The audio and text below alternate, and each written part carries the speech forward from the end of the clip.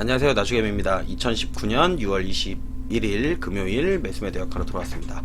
또 한 주가 마감을 했고요. 오늘은 코스피 같은 경우는 0.27% 마이너스로다가 장을 마감을 했고, 근데 긍정적인 부분 하나 본다면 K탑 30 우량주 쪽에서는 0.01% 상승을 했다. 그리고 코스닥 같은 경우는 0.64% 빠졌고, 코스닥 150은 조금 더 많이 빠졌죠.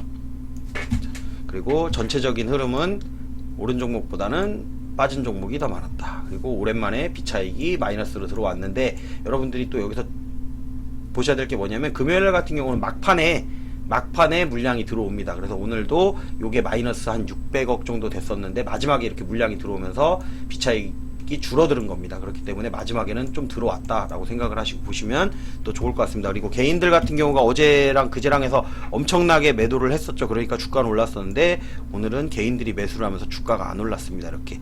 근데 이 물량이 더 늘어나진 않고 계속 그 부분에서 놀았다라는 거죠. 그러니까 개인들 물량이 많이 늘지는 않았어요. 그렇기 때문에 아직은 하락 추세로 바뀌었다기보다는 상승 추세를 가져갈 수 있는 가능성이 더 많다라고 보시면 좋을 것 같습니다. 그리고 기관이 이렇게 1300억 매도를 하긴 했지만, 요 매도를 한 주체가 연기금이었다면 우리가 주가가 내려갈 수도 있다라고 생각을 할 수 있겠는데, 거의 다 이제 차익거래라는 금융투자의 물량이었다라는 것을 생각을 했을 때는 주가는 뭐 아직 내려간다라고 보기에는 조금 성급한 판단이다라고 보시면 좋을 것 같습니다. 그리고 호재 기사들도 어제 말씀드렸듯이 많이 나와 있는 상황이에요. 꼭 그런 기사들이 많이 나오고 난 다음에 이렇게 약간 빼서 누르는 그런 현상들을 갖다가 보실 수가 있을 겁니다. 그리고 제가 어제 차트로 설명해 드렸던 부분까지 빠진 거기 때문에 뭐 어떻게 보면 눌림 현상이라고 보는 게 조금 더 맞다라고 생각을 하시고 보는 게 좋을 것 같습니다. 그리고 미선물 S&P 500이랑 미니 나스닥 같은 경우도 약간 마이너스지 뭐 그렇게 크게 마이너스가 나고 있는 상황은 아니다. 그리고 제가 계속 말씀드렸던 거, 금은 계속 올라간다라고 말씀을 드렸었죠. 달러는 떨어져도 금은 올라갈 거다. 이제 안전자산을 갖다가 달러에서 금으로다가 갈아타고 있는 모습들을 갖다가 꾸준히 제가 지난번부터 말씀드렸던 부분이에요. 그렇기 때문에 달러는 떨어질 하방 쪽으로 다 많이 떨어질 것이다 라고 했는데, 많이 떨어져서 오늘 반등을 하긴 했어요. 근데 이게 떨어진 거에 비해서 정말 요거 아무것도 아니거든요. 이따 차트로다가 한번 보여드릴게요. 요거는 떨어졌다 올라온다라고 판단하기에는 애매하다, 떨어질 확률이 더 높다라고 보시면 좋을 것 같습니다. 일단은 요렇게 해서 오늘 간단히 최대한 오늘은 빨리 하도록 하겠습니다. 그리고 죄송합니다. 대차거래에 계속 올라가면서도 이렇게 늘어날 수 있다라고 말씀을 드렸었죠. 올라가면서도 이렇게 느는데, 자, 이게 이제 어쨌든 공매도로다가 쏟아져 나올 거는 항상 준비를 하고 있어야 된다는 거예요. 대차를 늘려나간다는 얘기는 공매도로다가 누른다거나, 누를 때도 써요. 누를 때도 공매도로 쓴다는 얘기죠. 누를 때도 공매도로다가 쓰고, 이제 공매도로다가 이걸 모아 나가는 거예요. 오른다고 하더라도 내릴 때는 쉽게 내릴 수 있기 때문에 이걸 계속 대차를 갖다가 증가시키면서 올라가더라도, 오늘은 내려왔기 때문에 대차가 뭐 많이 증가하지만 않았으면 문제가 되진 않습니다. 근데 오늘 약간 내렸는데 대차가 많이 증가했다 그러면은 안 좋다고 제가 말씀을 드렸죠. 지금 오늘은 약간 내렸기 때문에 약간 마이너스로 나오는 게 정상이다. 근데 이게 플러스로 나왔다 그러면 더 찍어 누르겠다라는 의도를 갖다가 여러분들이 보실 수가 있을 겁니다. 대부분은 여기 오늘은 마이너스 됐을 가능성이 조금 더 크다라고 생각하고 보시면 좋을 것 같습니다. 그리고 차트를 이제 살펴볼게요. 차트를 살펴본다라고 하면 이제 오늘도 달러부터 보도록 하겠습니다. 달러 차트부터 본다라고 했을 때, 자, 올라오긴 올라왔는데 정말 이렇게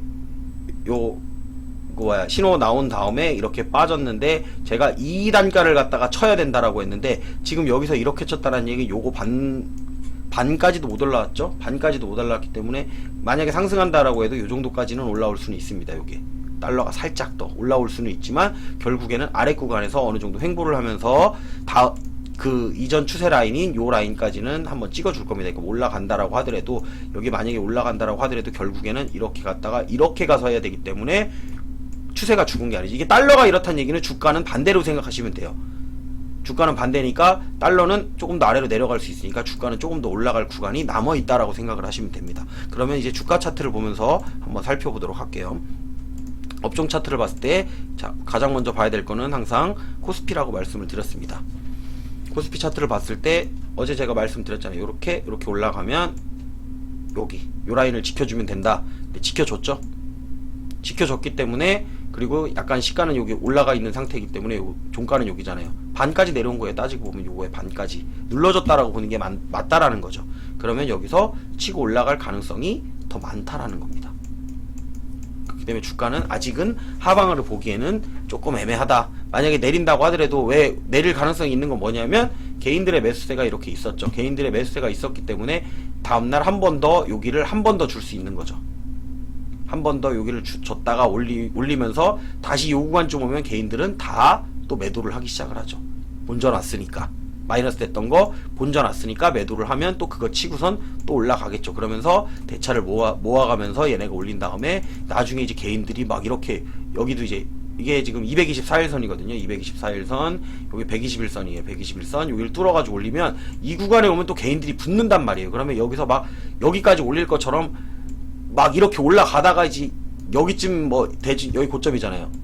고점 라인쯤 오면은 개인들 엄청 붙어요. 그럼 그때 지금까지 모아둔 물량을 갖다가 쏟아내면서 같이 수익까지 실현을 하면서 공매도로다가 찍어 누르면 이렇게 내려가는 그런 현상이 또 나오는 겁니다. 그렇기 때문에 제가 대차가 증가하면서 올라가면은 고점 돌파하기 어렵다라고 생각을 하시면 좋을 거라는 거예요. 올라간다라고 해도 약간 여기 정도까지 오버슈팅까지는 나올 수가 있어요. 하지만 그 다음에 내려오겠죠. 다시 그 물량 다시 소화하고 대차 상환해야 되니까 자기들 수익도 실현할 수 있고 일석이조인 효과를 나타낼 거기 때문에 올릴 수 있는 가능성이 충분히 있다라는 겁니다. 그래서 올라간다라고 하는 거예요. 그리고 결국에는 코스닥 코스피도 마찬가지라 그랬죠. 코스닥 같은 경우 한번 볼게요. 코스닥 150부터 볼게요. 코스닥 150도 어제 제가 말씀드렸던 라인입니다. 자, 여기 빨간색 라인, 추세 라인 지나간다라고 말씀드렸는데 추세 라인 이렇게 딱 지켰죠. 이게 숫자로다가 보면은 조금 더 정확하게 볼 수가 있는데, 자, 어제 시가가 얼마였냐면 올라가는 양봉의 시가는 1081.65포인트였습니다. 그럼 오늘 종가는 얼마였냐? 1082.93. 이게 지금 잘 안 보이실 수가 있는데 보시면은 그래도 살짝은 어제보다는 올라간 상태입니다. 그러니까 좀 많이 눌리기는 했죠. 많이 눌리기는 했지만 눌렸다라고 보는 게 맞는 거예요. 그러면 한 번 더 개인들이 샀기 때문에 여기를 살짝 정도 줬다가 여기서부터 끌어올릴 수가 있다라는 거죠. 이렇게. 그러니까 상승 쪽으로 바라보고 있는 게 맞다라는 겁니다. 아니면 주말 사이에 어떤 악재가 발생을 한다라고 하면 여기서 내려가겠죠. 근데 그럴 가능성은 코스피를 봤을 때 별로 없다라는 겁니다. 코스닥 차트도 볼게요. 전체 차트를 본다고 했을 때도 코스닥 같은 경우는 지금 요거를 못 뚫은 것처럼 보이잖아요. 요까지 올라갔다가 근데 실질적으로는 살짝 뚫어 올렸었죠. 요게 이제 속임수인 거예요. 이렇게 개인들 따라 붙으라고. 개인들 따라 붙으면 따라 붙은 거 하면서 쭉 내려버리죠. 이렇게. 근데 잘 보시면은 여기 절반 가격 에서 약간 내려오긴 했지만 거의 절반 가격을 지켜줬어요.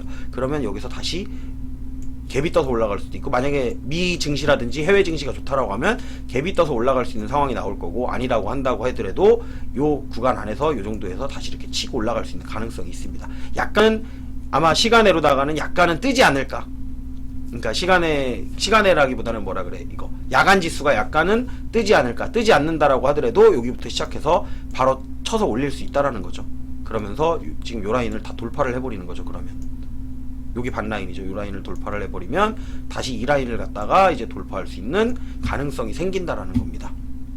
그리고선 여기 회색 화살표 나왔던 여기 요 라인까지 돌파를 해버리면은 이제 고점 돌파형으로 가는 거죠.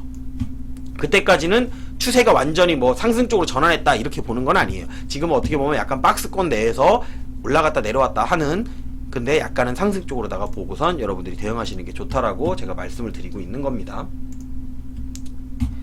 그리고선 이제 오늘은 제가 매수매도한 거 보여드리죠. 이렇게 하고, 자, 그리고 오늘은 저도 이렇게 생각하시면 돼요. 아까 종합시장에서 봤을 때 개인들이 매수를 하고 있잖아요. 그럼 나는 매도에 조금 더 신경 쓰면 된다라는 거죠. 개인들 매수세가 강하다 그럼 나는 매도에 조금 더 신경 쓰는 거예요. 그리고 매수하는 종목은 내려오는 종목 매수하는 거죠. 올라가는 종목을 매수하는 게 아니고, 내려올 거라는 걸 생각하고 올라가더라도 아래쪽에다가 걸어놓으면 된다라는 겁니다.